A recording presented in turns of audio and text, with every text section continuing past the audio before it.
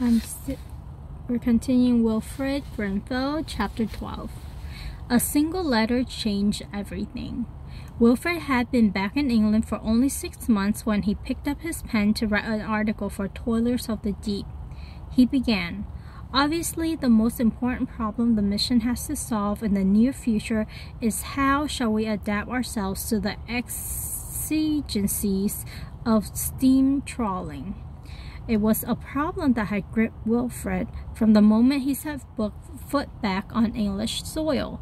The old sailing smacks were now a thing of the past. In just a few years, they had gone from being the mainstay of British fisheries, setting sail with great fanfare and flag waving, to rotting away at their docks in the ports around the country. Steam trawlers, with their iron hulls and bright lights, were able to weather all conditions and trawl for 24 hours a day until their holds were filled and they returned home with their catch.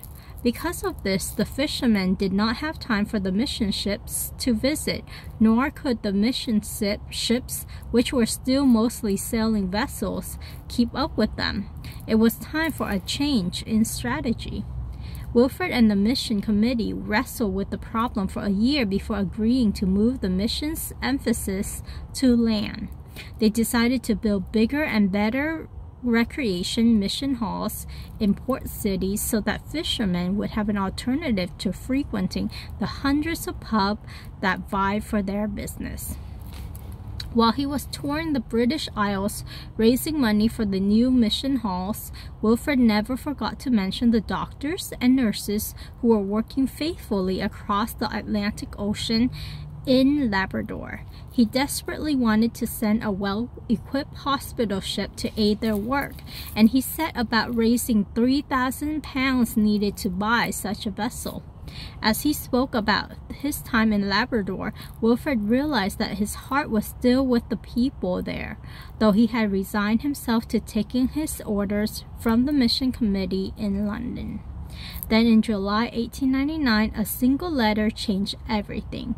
The letter was from Dr. Fred Wilway, and in it he reported that his wife was seriously ill and needed to return to Great Britain for a long period of rest. Dr. Wilway was asking to be relieved of his post as director of the work in Newfoundland and Labrador. Wilfred's pulse raced as he read the letter, but he tried not to get his hopes up.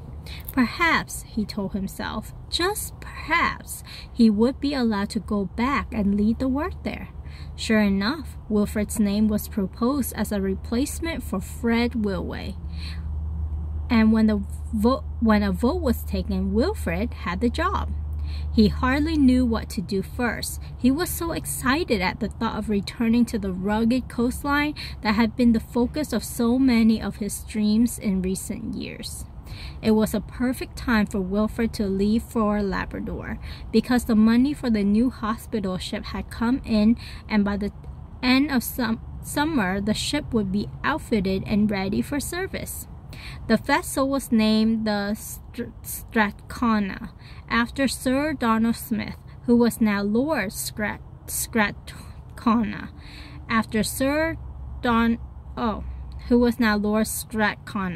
Sir Donald had paid a generous portion of the cost to purchase the ship.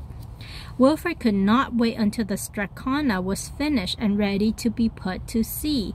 He and Andrew Beattie, a Scottish fisherman friend, took passage on the first ship they could find, an ore-carrying steamer bound for Tilt Cove on the western coast of Newfoundland.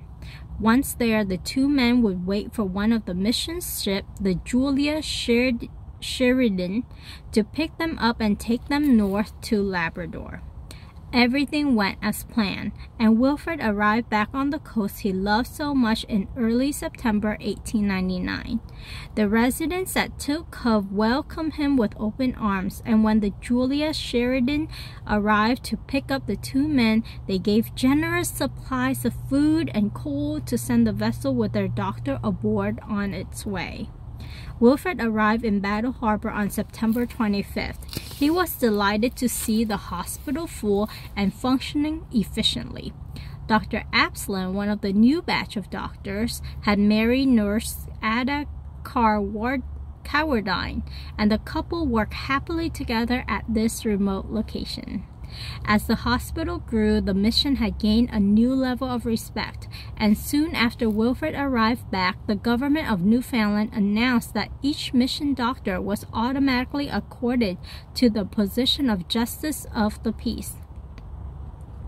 Since there were no policemen on the coast, this was an important position.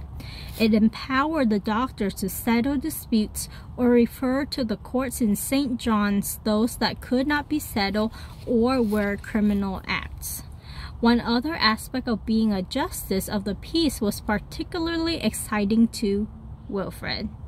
Any kind of alcohol was illegal on the Labrador coast, but ships from Nova Scotia still brought it in, and many liveries had stills hidden along the rocky coastline.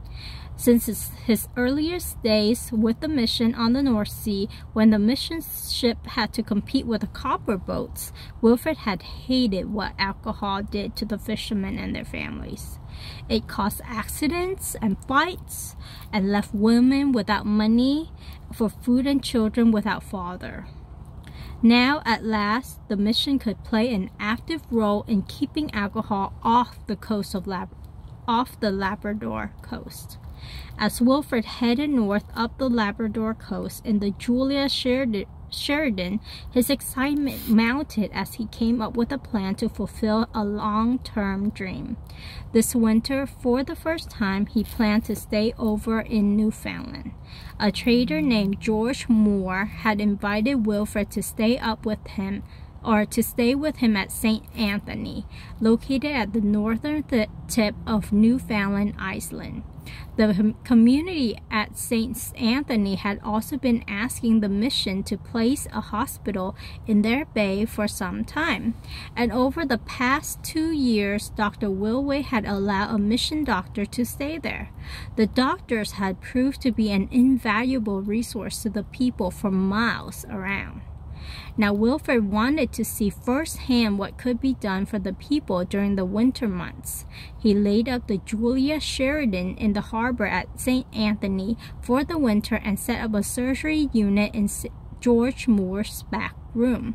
His friend and traveling companion, Andrew Beatty, opened up a school to which 30 children flocked. The children were grateful for something to do over winter, and every recess was a wonderful treat for them. The boys of Mostyn House School had sent out 10 soccer balls with Wilfred, who set about teaching everyone how to play soccer on the ice.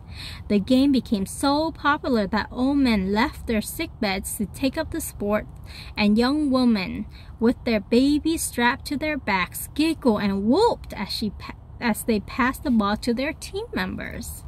During this time, Wilfred also set out to master a new skill: dog sledding. Dog sleds were the main form of transportation in Newfoundland and on the Labrador coast during the winter. Wilfred knew that if he were to visit sick patients in outlying area, he needed to know how to work a dog team. He soon found that it was not easy as it looked. 8 to 10 dogs were harnessed to a tomahawk, a long, narrow dog sled, by traces or straps made of walrus hide. With the dogs harnessed to the sled, the driver would yell, "Oish!" and the dog would run off, pulling the sled behind them. The first few times Wilfred tried this, his attempts ended in a tangle of dogs and traces. The sled on its side, and Wilfred face down in a snowbank. On one occasion, half the dogs went one way around the tree and the rest the other. But slowly, Wilfred got the hang of it. He learned how to keep his balance and how to make the dogs do what he wanted them to do. Soon he was confidently racing across snow and ice with a dog team and tomahawk. Opportunities for Wilfred to use his tomahawk and dogs soon presented themselves, and he was off across the Bay Ice to one emergency after another.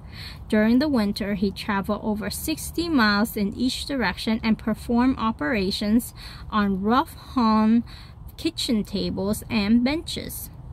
Once the patient had been attended to, Wilfred would normally settle in for an overnight visit. He loved to listen to the locals tell their stories of living in the north and their half-remembered tales from their distant ancestral lands of Ireland, Scotland, and France. Wilfred ended each visit with a Bible reading and prayer, encouraging his ever-growing circle of friends to have faith in God. Wilfred loved staying in St. Anthony just as much as he enjoyed his mercy dashes across the white countryside. Using his newly bestowed powers as a justice of the peace, he turned the little-used courthouse and jail into a community clubroom. He papered it with old magazines and brightly illustrated Bible texts. Local people donated tables and chairs, and soon for the first time the people of St. Anthony met together to play games and read magazines and books. Christmas 1899 and New Year 1900 were two celebrations that would live long in the memory of everyone present. In December, Wilfred insisted on cutting down a tree and decorating it, a wonder the children had never seen before. New Year's Day brought with it a huge sports gala with obstacle races in which the competitors had to scramble over a wrecked schooner that was stuck in the ice and crawl under seal nets. Such activities helped to pass the long winter, and more important to Wilfred, they got the locals thinking about themselves as a group. This was important to him because toward the end of winter, he hoped to get enough volunteers together to go inland and cut down trees, to start building a hospital in the community. It would be a muscle-straining work, and Wilfred had no money to offer the people for their effort. Only the satisfaction of helping their community and their communities around them. When the time came for the tree felling, Wilfred was delighted with everyone's team spirit. In just a month, over 350 large trees were felled, trimmed, and carted by tomahawk back to the hospital site. The building itself would have to wait until next winter because it was now time for the people of St. Anthony to prepare for the fishing season. Wilfred and Andrew set about preparing the Julia Sheridan for another summer of mission work. As soon as the ice was gone, they set off north for a tour along the Labrador coast. Wilfred was delighted to find that the Red Bay Cooperative was running well and that, with the good prices the co-op got for their fish, the members of the community had enjoyed their best winter ever. Everyone had enough food and clothing, and there was even money left over to buy new fishing supplies. For the first time in memory, the fishermen did not start the season in debt to the traders. Wilfred encouraged the men to spread the news of their success to other fishermen they met that summer. He hoped that this would stir up interest and there would be a string of co-ops along the coast by fall. In August, Wilfred was back in Battle Harbor for the arrival of the Strathcona. The vessel was quite a sight tied up alongside the wharf in the bay. She was 97 feet long and had a steel hull reinforced for work in the ice. Her lines were sleek, and she was rigged as a ketch with mats fore and aft. Her funnel was set midway along the ship. She could make 5 knots using her steam engine and 9 knots if the sail were raised to help the steam engine power her forward. Wilfred had worked hard to raise the money to buy the ship, and he eagerly clambered aboard to check her out. Her decks were teak and the wood below deck was polished mahogany. Below deck and just forward of amidships and the engine room was a spacious hospital with 6 beds, a dispensary, and X-ray equipment. In the rear was a saloon and crew quarters. The ship was also fitted with the latest conveniences such as electric lights and bathrooms. On deck, all the brass fittings were polished to a gleaming shine, and engraved on her large steering wheels were the words, "Follow me, and I will make you fisher of men." That is in the Bible. Wilfred took up residence in one of the Strathcona's new cabins and spent the rest of the summer traveling up and down the coast, visiting the missions hospitals, making new friends, and dreaming of ways to help the local people. There were still many tragic incidents, all of which Wilfred recorded in his log. In one case, Wilfred helped a 3-year-old girl whose feet has been severely frostbitten.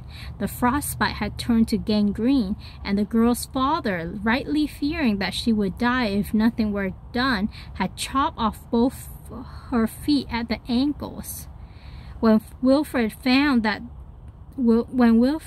the girl, he took her to Battle Harbor Hospital, where the wounds were cleaned up and she was lifted with a pair of hand-carved wooden feet. It was this girl's plight and the plight of other children that touched Wilfred the most. At another remote inlet, a woman handed him 2 baby girls, saying, They're twins. I know there's something wrong with them, though I don't know what. Here, you take them. I've got 7 others, and I can't raise these 2 as well." Wilfred took the 2 little girls and observed their behavior. He soon concluded that the mother had been correct. There was something wrong with them. They were both blind. There were many other children, orphaned, abandoned, or too ill for their parents to care for them. Wilfred welcomed them all aboard the Strathcona and cared for them as best as he could.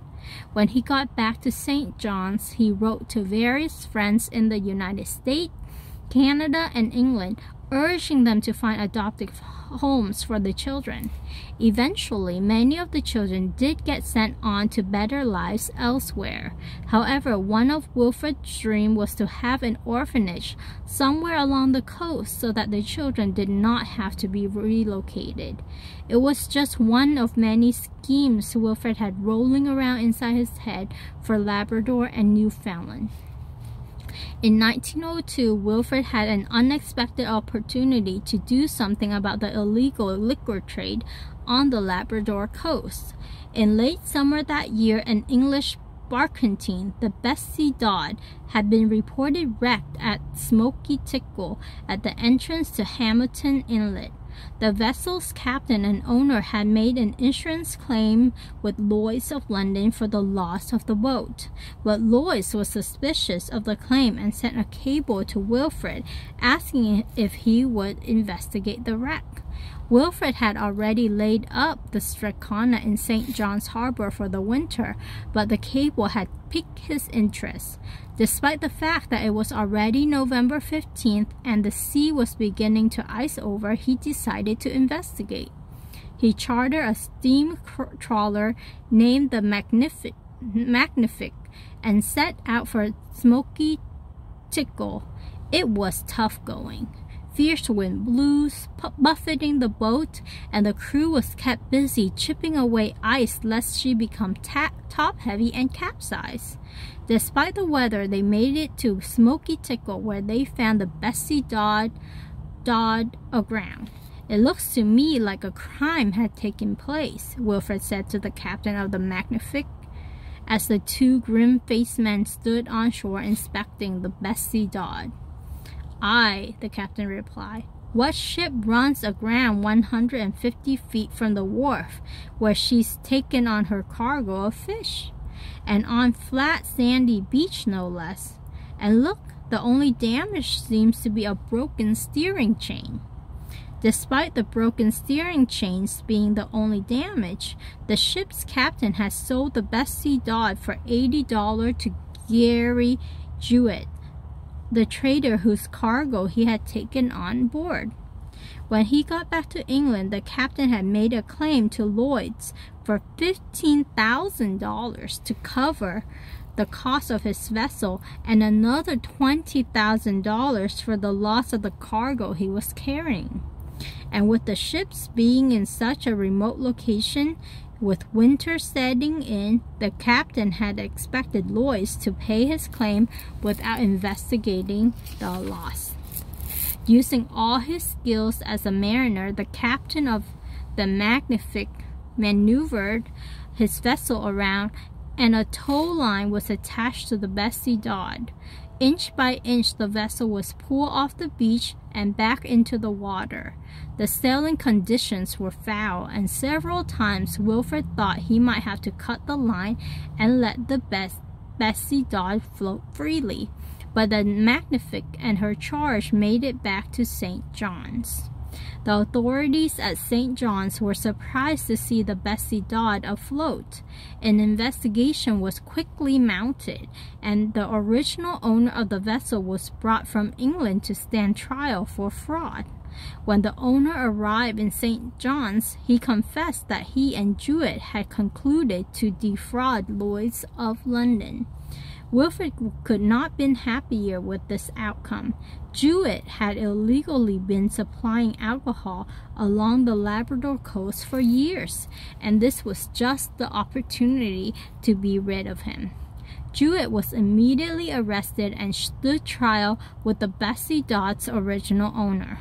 Both men were found guilty of fraud and sent to prison. With Gary Jewett behind bars, Wilfred headed to St. Anthony, where the hospital was now completed, to spend the winter.